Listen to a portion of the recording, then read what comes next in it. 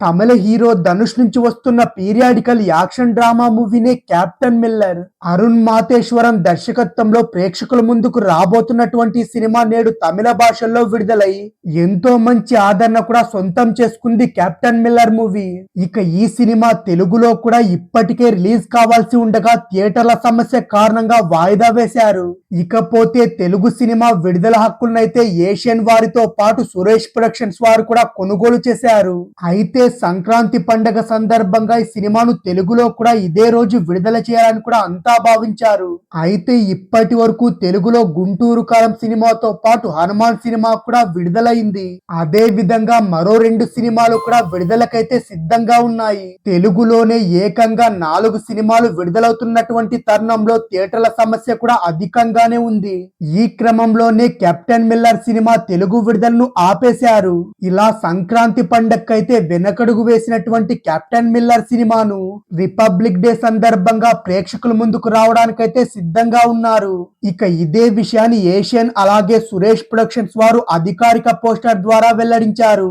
ఇక ఈ సినిమా తెలుగులో జనవరి 25వ తేదీ విడుదల కాబోతున్నట్టు అధికారికంగా ప్రకటించారు మూవీ మేకర్లు.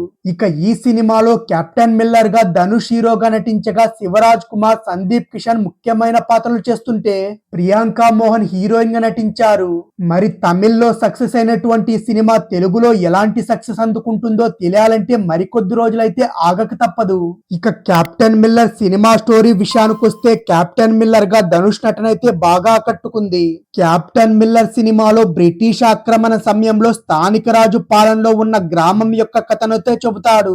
అగ్రవర్ణాల వారి ఆధీనంలో ఉండే దేవాలయం స్థానిక ప్రభువులు మరియు ఆంగ్లేయులు అణిచివేతకు గురవుతున్న పేద గ్రామస్తులు అతని సొంత దేశంలో విశ్వాసాలను మరియు సంపదను దొంగలించడానికి ప్రయత్నించినప్పుడు గ్రామస్తులలో ఒకరు రక్షకుడుగా వస్తాడు.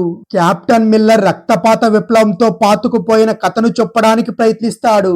ఆశించిన అంచనాలు అందుకోవడంలో సారణి సినిమా సూపర్ డూపర్ హిట్ కూడా అందుకుంది.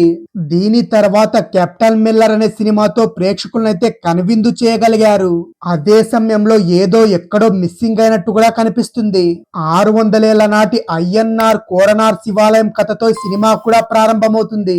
గుడి చుట్టూ ఉన్న భూమిని ఆదివాసులకు ఎలా ఇచ్చారనే కథను జీసస్ తల్లి అనాలిసన్ చెబుతుంది. దళితుల పట్ల వివక్షతో విసిగిపోయిన ఇషా తన గర్వాన్ని కాపాడుకోవడానికి సైన్యంలో చేతాడు. ఆర్మీ క్యాంపులో శిక్షణ ముగిశాక అధికారులు ఇషాకు ఆర్మీ యూనిఫామ్ అందజేస్తారు. దానితో పాటు వారు పెట్టిన పేరే కెప్టెన్ మిల్లర్. మొట్టమొదటిసారిగా మిల్లర్ మరియు అతని బృందం స్వాతంత్ర సమరయోధుడైన తన సొంత సోదరుడు నాయకత్వంలో పోరాడడానికి వ్యతిరేకంగా కాల్పులు జరపడానికి కూడా నియమించబడతాడు. చనిపోయిన గ్రామస్తులను ఒక చోట చేర్చి కాల్చినప్పుడు మిల్లర్ ఛాతి విరిగిపోవడంతో తప్పించుకుంటాడు. అక్కడ నుండి ఇషానే మిల్లర్ మరియు బ్రిటిష్ మూలాలకు వ్యతిరేకంగా తన పోరాటాన్ని ప్రారంభిస్తాడు.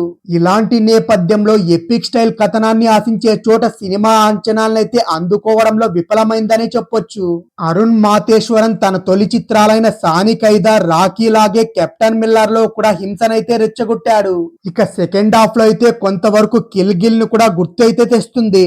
చాలా నిదానంగా సాగే కథాకథనం శైలి వల్ల సినిమా ఫస్ట్ హాఫ్ చాలా స్లోగా సాగిపోతుంది. కానీ సెకండ్ హాఫ్ మాత్రం చురుగ్గా సాగుతుంది. కెప్టెన్ మిల్లర్ సినిమా చివర్లో అయితే పక్కా ధనుష్ సినిమా కెప్టెన్ మిల్లర్ అనే విధంగా తన నటనతో ఆకట్టుకున్నాడు. అంతేకాకుండా నటనలో వైవిధ్యం కోసం చూస్తున్న ధనుష్ అయితే సౌత్ ఇండియా సినిమాలలోని అత్యుత్తమ నటుల్లో ఒకటిగా అండర్లైన్ కూడా చేసుకోవచ్చు.